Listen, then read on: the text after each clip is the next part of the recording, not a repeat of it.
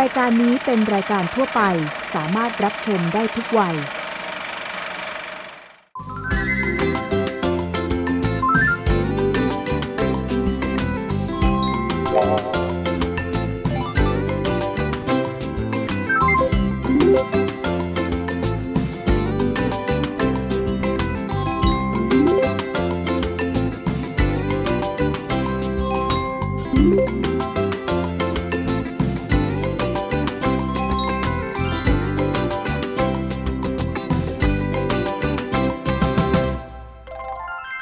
สวัสดีครับขอต้อนรับเข้าสู่รายการ Smart Kid เด็กไฮเทค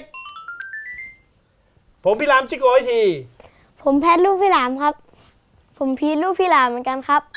พบกับเรา3คนแบบนี้ทุกสัปดาห์นะครับกับเรื่องราวน่ารู้ที่จะเป็นประโยชน์กับน้องๆหนูๆและคุณผู้ชมทุกท่านนะครับที่รับชมอยู่ตอนนี้นะครับรายการของเรามีหลายเรื่องเลยนะครับมีเรื่องวิทยาศาสตร์มีเรื่องเทคโนโลยีแล้วก็มีการเตือนภัยของบนโลกอินเทอร์เน็ตด้วยนะครับซึ่งทั้งหมดนี้จะช่วยให้คุณใช้ชีวิตได้อย่างมีความสุขมากยิ่งขึ้นบนโลกออนไลน์นะครับซึ่งทุกวันนี้โอ้โหมีภัยร้ายเกิดขึ้นมากมายนะฮะเด็กๆทุกคนเนี่ยยิ่งต้องเรียนรู้เรื่องนี้นะครับเพราะว่าไม่เช่นนั้นภัยมาถึงตัวคุณอาจจะไม่สามารถช่วยเหลือตัวเองได้นี่เราต้องเรียนรู้ไว้ก่อนแล้วมีอะไรก็บอกพ่อแม่ในขณะเดียวกันเราก็เสริมความรู้เรื่องวิทยาศาสตร์และก็เรื่องเทคโนโลยีเพิ่มเข้าไปด้วยนะครับในรายการของเราเนี่ยมีหลายช่วงเลยวันนี้ไปดูช่วงแรกกันก่อนเลยนะครับกับสนุกคิดวิทยาศาสตร์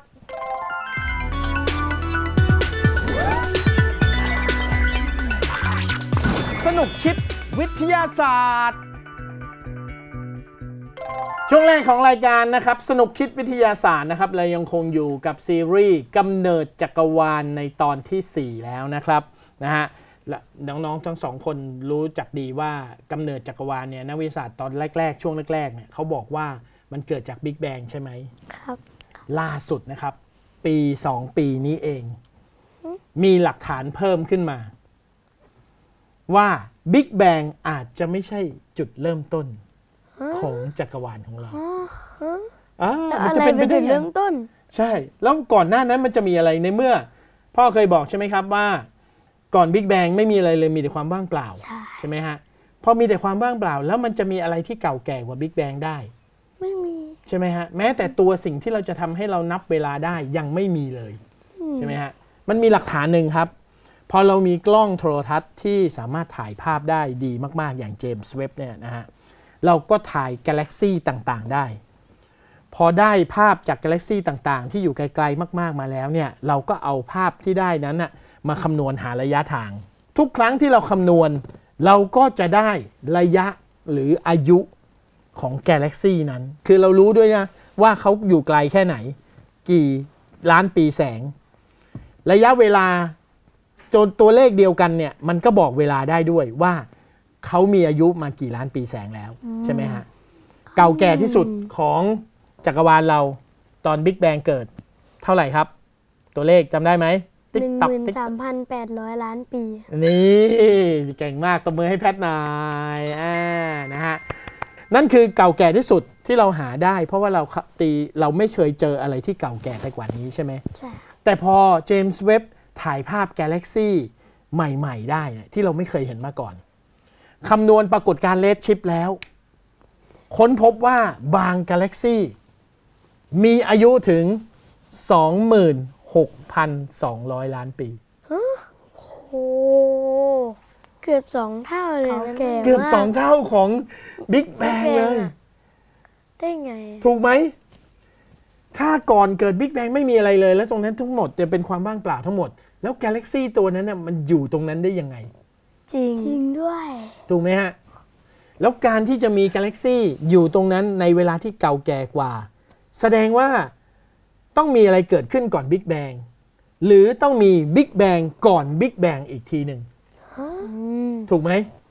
จริงด้วยถูกไหมพีทเริ่มคิดตามแล้วนะฮะว่าอาจจะมีบิ๊กแบงก่อนบิ๊กแบง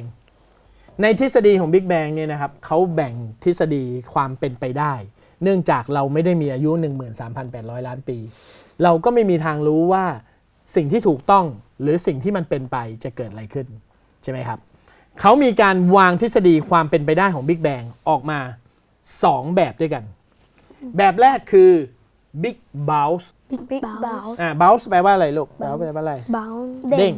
เด้ง เด้งก็คือเกิดขึ้นแล้วเกิดขึ้นอีกเด้งขึ้นเด้งลงวนซ้ำอยู่อย่างนั้น กับอีกแบบหนึ่งคือ Big Crunch Big Crunch แสดงว่ามันแตกปึ้มทีเดียวแล้วสลายหายไปเลย ต่างกันไหมสองทฤษฎีนี้ต่างกันไหม ถ้าเป็น Big Crunch ก็จะเป็นแบบที่เราเข้าใจทีแรกว่าก่อนหน้านี้อวกาศไม่เคยมีอะไรอยู่เลย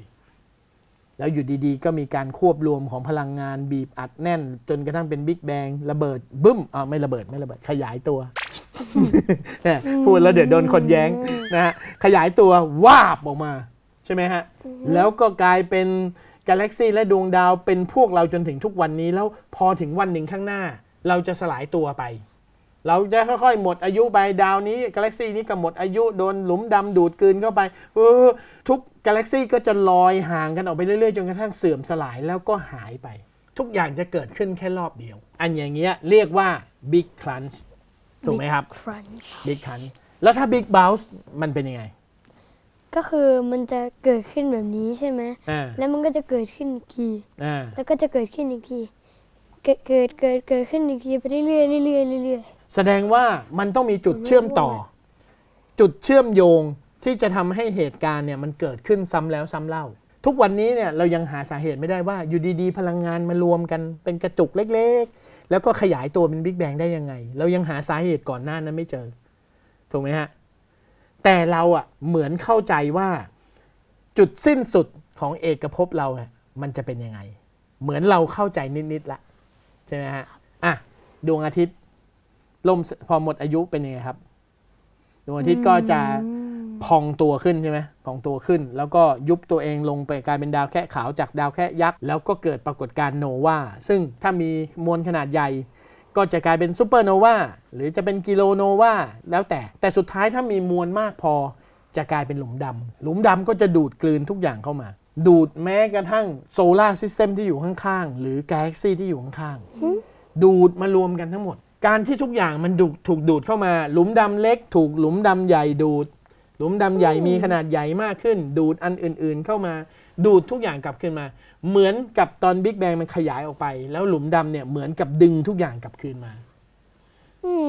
อันนี้เป็นแนวคิดของพ่อเองนะอันนี้ไม่ใช่ว่าอาจจะมีนักวิทยาศาสตร์บางคนที่คิดแบบนี้นะฮะต้องบอกคุณผู้ชมก่อนนะครับว่าอันนี้ผมคิดเองนะว่า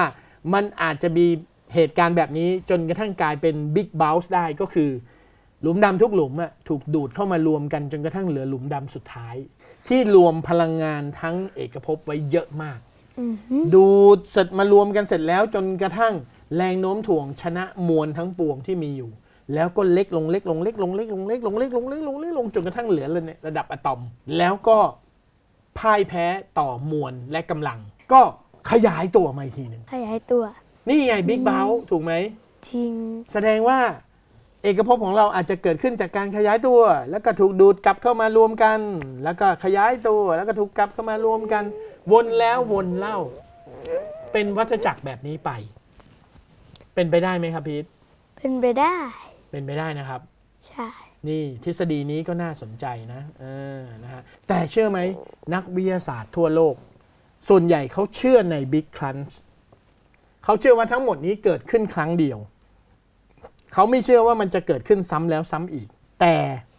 กาแล็กซี่ที่เจมส์เว็บถ่ายได้ล่าสุดที่บอกว่ามีอายุ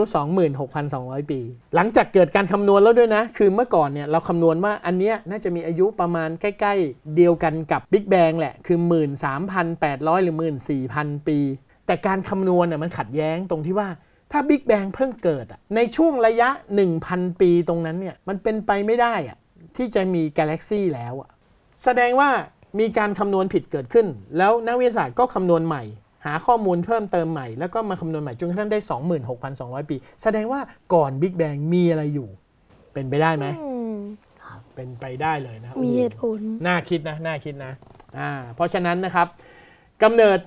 จักรวาลตอนที่4ในวันนี้นะครับในช่วงสนุกคิดวิทยาศาสตร์เนี่ยเราเสนอ2แนวคิดก็คือ Big Crunch กับ Big Bounce นะครับ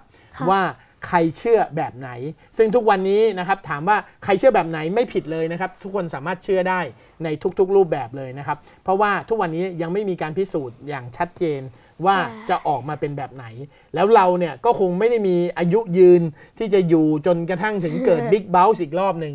เราไม่มีทางครับเราอยู่ได้แป๊บเดียวเพียงแต่ว่าความรู้เหล่านี้เนี่ยมันทำให้เราเข้าใจได้ว่าอะไรจะเกิดขึ้นในวันข้างหน้าแล้วหลังจากนั้นจะมีอะไรต่อจากนั้นแล้ววนกลับมาอีกหรือไม่นะครับทั้งหมดนี้แหละคือความรู้ที่เราเอามารวมกันแล้วเรียกว่าวิทยาศาสตร์นั่นเองครับนี่จบช่วงแรกของรายการแล้วไปต่อช่วงที่2เราเปลี่ยนมาเป็นเรื่องเทคโนโลยีกันบ้างดีกว่านะฮะเราพูดเรื่องอวกาศกันมาเยอะแล้วไปเรื่องเทคโนโลยีกันบ้างกับทันโลกทันเทค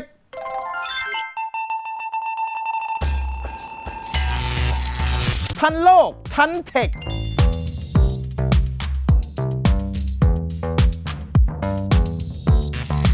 ช่วงที่2ของรายการครับทันโลกทันเทคนะครับเรามาคุยเรื่องเทคโนโลยีกันบ้างนะฮะน้องแพทกับน้องพีทเคยรู้ไหมครับว่าคอมพิวเตอร์ที่เราใช้กันอยู่ทุกวันนี้เนี่ยใครเป็นคนสร้างคนแรกของโลกไม่เคยเลยไม่เคยสตีฟจ็อบส์อุ้ยโอ้โหสตีฟจ็อบส์จากบริษัท Apple เหรอครับเขาสร้างเครื่องคอมพิวเตอร์ขึ้นมาเครื่องแรกน่าจะประมาณปี1979อ๋อผมคิดว่าแต่เขาไม่ใช่คนแรกทีมคุกคุณคิดว่าใครครับทีมคุกนี่เป็นลูกน้องของสตีฟจ็อบส์อีกทีหนึ่งมาอยู่บริษัทสตีฟจ็อบส์หลังจากปี 2000 มาแล้วถ้าเราจะย้อนกลับไปประวัติศาสตร์หรืออดีตนะฮะการสร้างเครื่องคอมพิวเตอร์เครื่องแรกเลยเนี่ยเราต้องย้อนกลับไปโอ้โหประมาณปี 1946 เลย 1940นี่ครับหรือย้อนกลับไปไกลกว่านั้นก็ได้นะฮะถ้าย้อนกลับไปไกลกว่านั้นเราต้องย้อนกลับไปสมัยคนที่คิดเครื่องคำนวณขึ้นมาเครื่องคอมพิวเตอร์เนี่ยดัดแปลงมาจากเครื่องคำนวณหรือเครื่องคิดเลข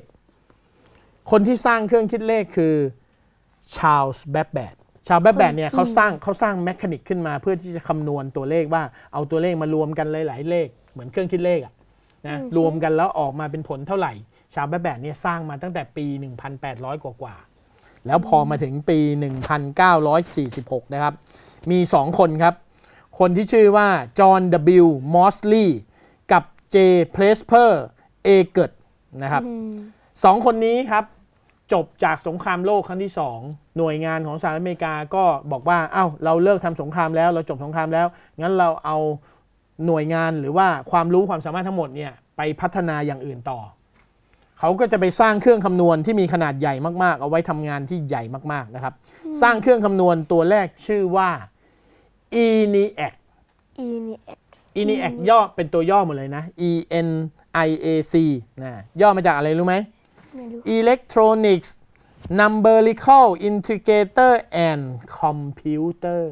ENIAC เนี่ยถือว่าเป็นเครื่องคอมพิวเตอร์เครื่องแรกของโลกคือมันเป็นเครื่องที่เก่งกว่าเครื่องคิดเลขแล้วก็สามารถมีหน่วยความจำในตัวใส่ความจำเข้าไปใหม่แล้วก็คำนวณออกมาแล้วก็ส่งผลการคำนวณออกมาได้เก่งกว่าเครื่องคิดเลขสามารถคำนวณใช่นะเพราะฉะนั้น ENIAC จึงถือเป็นเครื่องคำนวณอิเล็กทรอนิกส์เครื่องแรกของโลกหรือถือเป็นเครื่องคอมพิวเตอร์เครื่องแรกของโลกนั่นเองเครื่อง ENIAC ใหญ่ขนาดไหนรู้ไหมขนาดนี้เล็กไปใหญ่ขนาดไหนเท่าห้องนี้เลยเท่าห้องนี้เลยเหรอถูกต้องทรานซิสเตอร์เนี่ยสมัยก่อนเนี่ยเขาใช้หลอดสุญญากาศหลอดหนึ่งเนี่ยมีขนาดเท่านี้แล้วพี่ลองนึกภาพดูนะ ENIAC เนี่ยมีหลอดสุญญากาศอยู่ 18,000 หลอดเรียงข้างฝามาเรียงตั้งแต่ฝาฝั่งนี้อ้อมไปข้างหลังนะไปจนถึงฝั่งนู้นเต็มทั้งห้องเลย 18,000 หลอดน้ำหนักรวมทั้งหมดของเครื่องนี้30 ตัน30 ตันนี้เท่ากับเท่าไหร่รู้ป่ะ30 ตันเท่ากับรถบรรทุก2 คันใช้พื้นที่ห้องขนาดกว้างๆแล้วก็ใช้กำลังไฟสูงถึง140 กิโลวัตต์แล้ว ENIAC นี่30 ตันนี่ยังไม่มีหน้าจอเลยนะครับมีแต่เครื่องมีแต่หลอดวิธีการสั่งคำสั่งทำยังไงรู้ไหมใช้กระดาษเจาะรูแล้วก็ยื่นเข้าไปฟึบให้มันอ่านแล้วมันก็จะคำนวณปุ๊บปั๊บปริ้นออกมาเป็นกระดาษเจาะรูเหมือนกันเราต้องเอากระดาษเจาะรูเนี้ยไปอ่านแล้วเราจะอ่านได้ไงเราต้องอ่านเป็นไบนารี0101 เราต้องถอดคำสั่งของอีกทีหนึ่งเพราะ CPU มันยังถอดคำสั่งไม่ได้เพราะฉะนั้น ENIAC จึงถือว่าเป็นเครื่องคอมพิวเตอร์เครื่องแรกของโลกหลังจากนั้นเราก็ค่อยๆสร้างเครื่องคอมพิวเตอร์ที่มีขนาดเล็กลงใช่ไหมพอเริ่มจากหลอดสูญญากาศเสร็จปุ๊บเนี่ยเราก็เปลี่ยนเป็นอุปกรณ์เซมิคอนดักเตอร์เป็นแบบว่าเป็นทรานซิสเตอร์ตัวเล็กๆจากก้อนเท่านี้เป็นตัวนี้แล้วเรียงกันมันก็สามารถอัดแน่นอยู่ในแผงสี่เหลี่ยมเล็กๆได้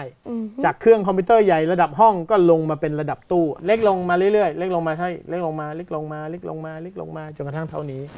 ประมาณปี 1975 เครื่องที่เล็กลงมาขนาดนี้เนี่ย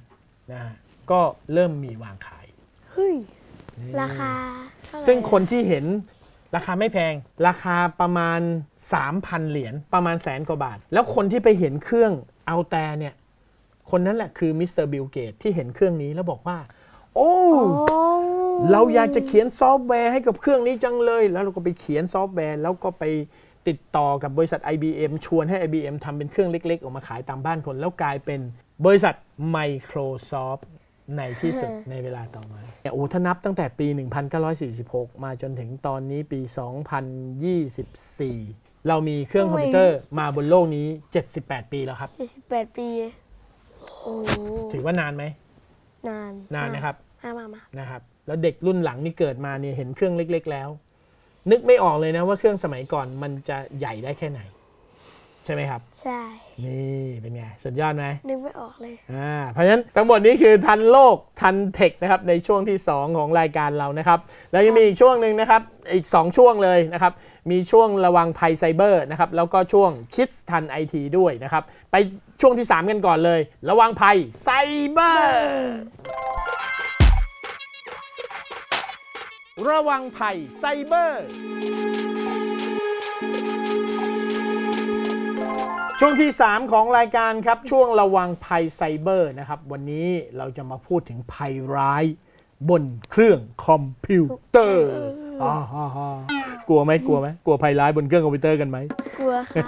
ครับทำไมหัวเราะล่ะพอพูดดิกลัวเพราะว่าถ้าเกิดโดนแฮกแล้วคอมเราก็จะพังแล้วใช้ไม่ได้เลยเดี๋ยวก่อนที่เราจะไปเรื่องแฮกนะครับเราจะถามก่อนว่าภัยร้ายบนคอมพิวเตอร์เนี่ยสำหรับเด็กๆแล้วคิดว่ามันมีอะไรบ้างครับมันแบ่งออกเป็นกี่ชนิดได้บ้างยกตัวอย่างที่คุณรู้มา1อย่างอะไรแฮกเกอร์ลิงก์นี่ถ้าเรากดไปแล้วจะโดนขโมยโอ้โหลิงก์แบบนั้นพีทไม่รู้ใช่ไหมว่าเขาเรียกว่าอะไรใช่ไหมแต่พีทรู้ว่ามันคืออะไรใช่ไหมแล้วก็มีบางแอปที่ถ้าเราโหลดมันก็จะเอาไปเหมือนกันหรือเน็ตด้วยถ้าเกิดเราใช้เน็ตแบบเน็ตปลอมอะไรใช่มันคือลิงก์หลอกลวงใช่ลิงก์หลอกลวงเนี่ยเขาเรียกรวมๆว่าฟิชชิ่งนะฮะภัยร้ายบนคอมพิวเตอร์เนี่ยหลักๆแบ่งออกเป็น4ชนิดครับชนิดแรกคือไวรัสคอมพิวเตอร์เนี่ยมันเป็นการจำลองสิ่งที่โปรแกรมเมอร์เขาเรียกว่าไวรัสเพราะว่าพอเข้าไปแล้วเนี่ยคอมพิวเตอร์มันทำงานรวนมันเหมือนคนป่วยเขาก็เลยเรียกว่าไวรัสแต่จริงๆมันก็คือโปรแกรมชนิดหนึ่งที่ถูกตั้งค่าหรือถูกเขียนขึ้นมาเพื่อไปสั่งการทำงานให้คอมพิวเตอร์นั้นผิดเพี้ยนไปเช่นไปเร่งให้ CPU มันทำงานมากผิดปกติจนเครื่องร้อนจนเครื่องอืดใช่ไหมหรือก็ไม่ไปรบกวนคำสั่งในแรมทำให้แรมสับสนไปหมดเลยจนเครื่องแฮงก์อย่างเงี้ยทั้งหมดเนี่ยเขาเรียกว่าไวรัสแล้วไวรัสเนี่ยมีหลายชนิดมากๆเรียกได้หลายแบบมากโอ้โหมีทั้งโทรจันมีทั้งเวิร์มมีทั้งแรนซัมแวร์แรนซัมแวร์นี่ร้ายกาจมากเขาเรียกว่าไวรัสเรียกค่าไถ่หลักๆทั้งหมดเนี่ยเขารวมเนี่ยเขาเรียกว่าไวรัสคอมพิวเตอร์บนมือถือก็มีไม่ใช่แค่บนคอมอย่างเดียวนะอย่างที่2ก็คือสแปมสแปมเคยได้ยินไหมเคยได้ยินเวลาเล่นเกมเนี่ยยูอย่ามาสแปมกันสิสแปมคือแบบแทรกแซงรบกวนหรือว่ามาโดยที่ไม่ได้ขออนุญาตเข้ามาอยู่ในเครื่องเราโดยที่เราไม่ได้อนุญาตอยู่ดีๆมันก็มาเองแล้วเราก็ไม่รู้ว่ามันมาจากไหนยกตัวอย่างพีทเคยไหมเปิดเว็บไซต์ขึ้นมาเปิดโครมขึ้นมาปั๊บอยู่ดีๆหน้าเว็บที่เราจะเปิดเนี่ยมันไม่ใช่หน้านั้นอยู่ดีๆมันกลายเป็นหน้าอย่างอื่นไปถ้าเป็นอีเมลก็สแปมเข้ามาทางอีเมลอยู่ดีๆก็ส่งจดหมายอีเมลมาหาเรา เรื่องอะไรก็ไม่รู้เราไม่เคยรู้จักคนคนนี้ไม่เคยติดต่อคนคนนี้อยู่ดีส่งโฆษณาเข้ามาก็มีใช่ไหมฮะเปิดเว็บไซต์ก็ส่งหน้าต่างโฆษณาเข้ามาแชทสแปมก็มีแชทสแปมเคยเจอไหมบนไลน์เคยเจอเขาแบบสแปมคำหลายๆคำในเวลาเดียวกันพูดผิดใช่ไหมคืออยู่ดีๆใครก็ไม่รู้แล้วก็โผล่มาแชทกับเราแล้วก็ส่งอะไรมาหาเราก็ไม่รู้ถูกไหมโดยที่เราไม่รู้จักมาก่อนนอกจากสแปมอันดับที่3คือฟิชชิ่งเนี่ยคือแบบที่พีทบอกทีแรกก็คือส่งลิงก์หลอกลวงมาลักษณะมันเหมือนตกปลาไหมฟิชชิ่งแต่เวลาเขาสะกดP H I S H นะเขาไม่ได้สะกด F I S H ซึ่งมันแปลว่าหลอกลวงเป็นวิธีที่ทันสมัยที่สุดเขาบอกว่าเราไม่ต้องไปหลอกอุปกรณ์เลยอุปกรณ์มันจะทันสมัยแค่ไหนมันจะเก่งกาจแค่ไหนก็ช่างถ้าเราหลอกคนได้คนนี้ก็เดินไปปลดล็อกอุปกรณ์นั้นแล้วก็เข้าไปให้โดยดีจริงด้วยใช่ไหมแล้วจะกี่ยุคกี่สมัยจะ100 วันพันปีจะสมัยก่อนสมัยนี้ปัจจุบันอนาคตหลอกคนเพราะคนฉลาดเท่าเดิมตลอดเหมือนเราเป็นปลาใช่ไหมใช่และหลังจากนั้นฟิชเชอร์ก็ตกปลาใช่ได้เหยื่อแล้วก็จับนี่ใช่ไหมฟิชชิ่งนี้จึงเป็นวิธีการที่อยู่คู่วงการคอมพิวเตอร์และอินเทอร์เน็ตมาทุกยุคทุกสมัยไม่มีวันเสื่อมคลายมาเรื่อยๆเลยนะฮะและอันดับ4นะฮะชนิดที่4ก็คือแฮกเกอร์โอ้โหนี่แฮกเกอร์คืออะไรครับแฮกเกอร์คือคนที่สามารถเจาะเข้าระบบที่เขาต้องการเข้าแล้วหลังจากนั้นก็ไปเอาข้อมูลในนั้นมาโอ้นี่แฮกเกอร์คืออะไรครับแฮกเกอร์ก็คือคนที่เขาจะเจาะเข้าระบบเพื่อที่ไปหาข้อมูลจากระบบแล้วแฮกเกอร์เนี่ยต้องมีความสามารถอะไรถึงจะเจาะระบบได้ต้องใช้ต้องเขียนโค้ดเป็นต้องมีความรู้เรื่องโค้ดใช่นะต้องมีความเข้าใจระบบแล้วต้องหาช่องโหว่ถ้าเกิดอยากเป็นแฮกเกอร์ครับแต่ต้องทำไม่เป็นก็อดเด็กๆอยากเป็นแฮกเกอร์ไหมส่วนใหญ่อยากเป็นไม่อยากจะไปแกล้งคนอื่นก็อยากแต่มันลำบากมันลำบากก็อยากแล้วก็ลำบากในเวลาเดียวกันใช่ไหมพี่อยากเป็นแฮกเกอร์ไหมพี่อยากไปแฮกเพจไปแฮกเพื่อนอยากไปแฮกเพจทำไมเพราะว่าแพทมีโลบัคได้ฟรีมาจากไหนก็ไม่รู้GDD แพทก็ได้49โลบัคก็ของมันหมดอายุไม่เป็นไรอยู่ในเกมนะฮะบทสรุปภัยร้ายบนคอมพิวเตอร์มีอยู่4ชนิดเด็กๆทวนซิมีอะไรบ้างครับ1คือสแปมเนี่ยสแปม2คือไวรัส3คือฟิชชิ่งเว็บบานาน่าอะไรเว็บบานาน่าฟิชชิ่งแฮกเกอร์นี่เด็กมีความรู้แล้ว4อันนี้แต่ละอันเนี่ยมีรายละเอียดยังไงมีการทำงานแบบไหนเดี๋ยวเราจะมาพูดกันในครั้งต่อไปของรายการเรานะครับวันนี้จบช่วงที่3ระวังภัยไซเบอร์แต่เพียงเท่านี้เรียนรู้ว่าภัยบนคอมพิวเตอร์มีอยู่4ชนิดนะจ๊ะไปต่อช่วงที่4เลยนะครับนั่นก็คือความรู้เกี่ยวกับเด็กๆโดยเฉพาะเลยนะครับช่วง Kids ทัน IT ไปเลย